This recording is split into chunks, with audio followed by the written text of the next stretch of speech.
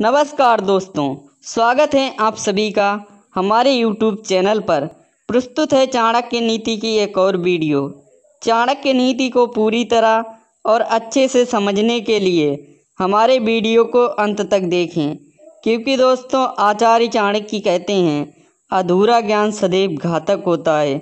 आचार्य चाणक्य ने 16वें अध्याय में कहा है, स्त्री का हृदय पूर्ण नहीं, वह बटा हुआ है। जब वह एक व्यक्ति से बात करती है तो दूसरे की ओर वासना से देखती है, तीसरे को मन से चाहती है।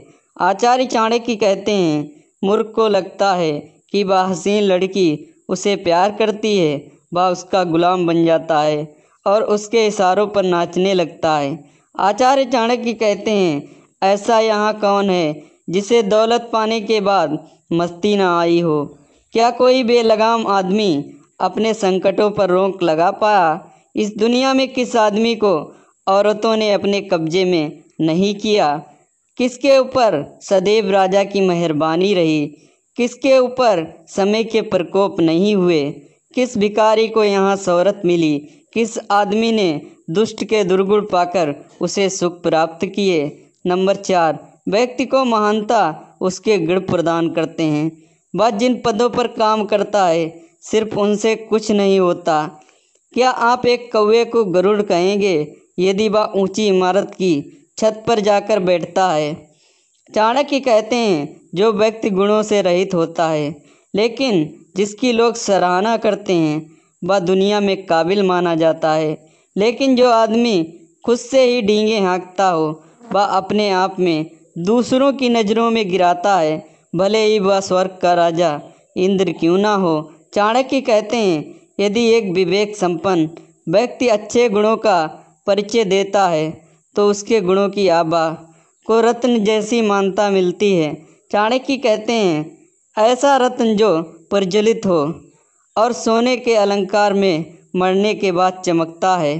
चाणक्य कहते हैं वह व्यक्ति जो सर्वगुण संपन्न है अपने आप को सिद्ध नहीं कर सकता जब तक उसे समुचित संरक्षण नहीं मिल जाता। उसी प्रकार जैसे एक मणि तब तक निखरती नहीं है जब तक उसे आभूषण में सजाया न जाए।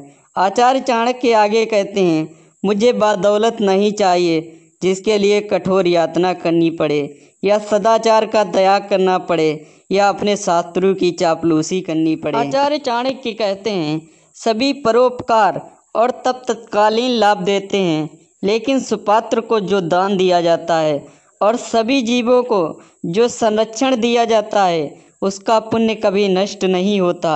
आचार्य चाणक्य कहते हैं घास का तिनका हल्का होता है, कपास का तिनका उससे भी हल्का होता है, लेकिन एक भिखारी अत्यंत गुना हल्का होता है। फिर भी हवा का झोंका उसे उड़ा के क्यों नहीं ले जाता? क्योंकि वह डरता है कहीं भिखारी भीख ना मांग ले। चाणक्य कहते हैं बेइज्जत होकर जीने से अच्छा है कि मर जाएं। मरने से एक क्षण दुख होता है पर बेइज्जत होकर जीने से हर रोज दुख उठाना पड़ता है। आचार्य चाणक्य कहते हैं सभी जीव मीठे वचनों से आनंदित होते हैं, इसलिए हमें मीठे वचन कहना चाहिए। मीठे वचनों की कोई कमी नहीं। चाणक्य ने आगे कहा है इस दुनिया के वृक्ष को 2 मीठे फल लगें पर मधुर वचन को सत्संग।